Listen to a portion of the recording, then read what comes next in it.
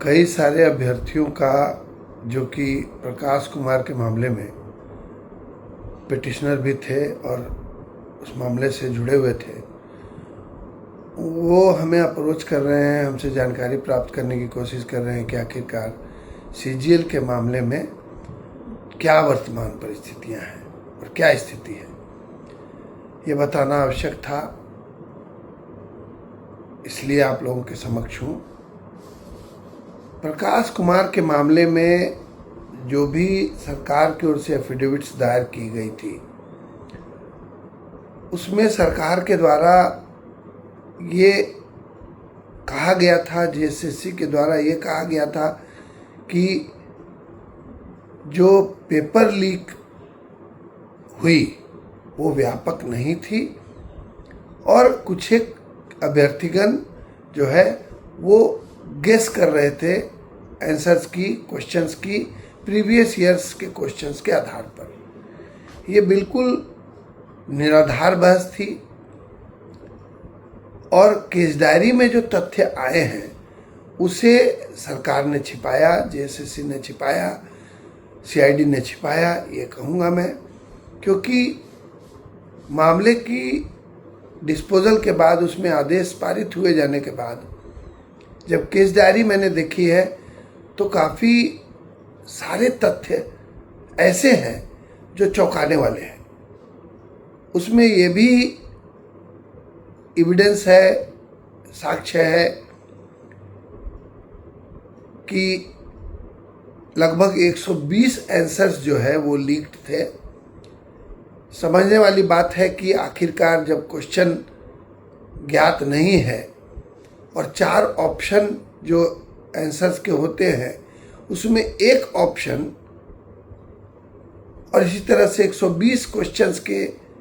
120 options छात्रों को रटवा दिए जाते हैं, तो यद्यपि न्यायालय ने ये माना कि पेपर लीक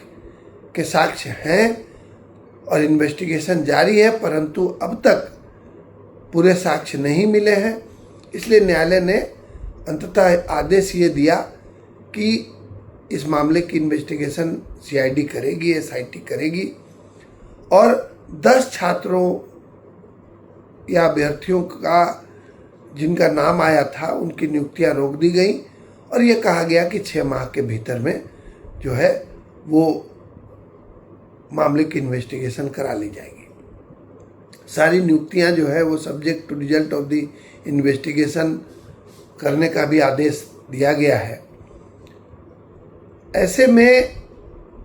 ये स्पष्ट करना चाहूँगा कि चूंकि ये मामला सरकार की ओर से इस प्रकार से न्यायालय में रखा गया और ये आम धारणा बनी कि पेपर लीक व्यापक नहीं थी, इसलिए इन्वेस्टिगेशन के बारे में न्यायालय ने ये कहा कि इन्वेस्टिगेशन 6 माह में पूरी की जाएगी।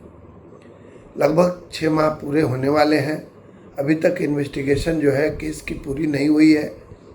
और केस डायरी में इतने सारे तथ्य हैं जिसके आधार पर ये स्पष्ट तौर पे कहा जा सकता है कि सरकार ने तथ्यों को न्यायालय के समक्ष छिपाया था।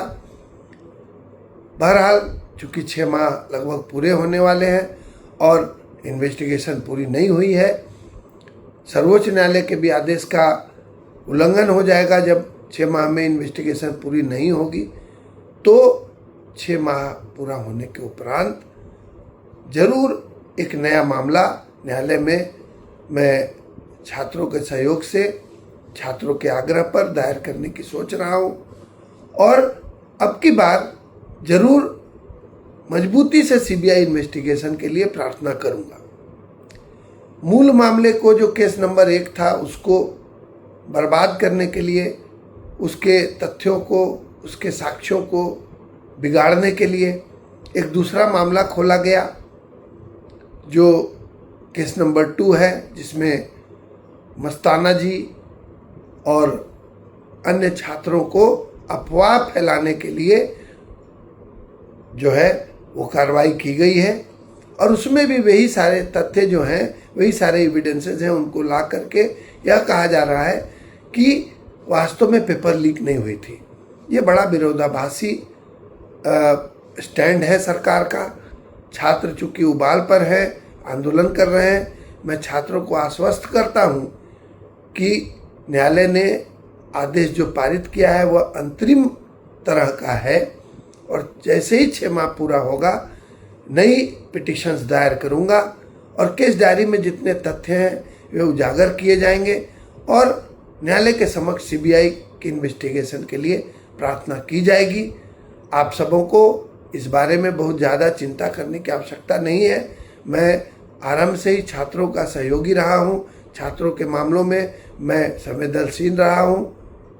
सेंसिटिव रहा हूँ। इसलिए आप लोग कृपया चिंता ना करें, कृपया धैर्य रखें। जो होगा अच्छा होगा और पारदर्शिता या मामले में स्पष्ट इन्वेस्टिगेशन के लिए जब प्रार्थना की जाएगी तो इस बार चूंकि केस डायरी हमारे पास है, मामले को मजबूती से न्यायालय के समक्ष रखा जाएगा। नमस्कार।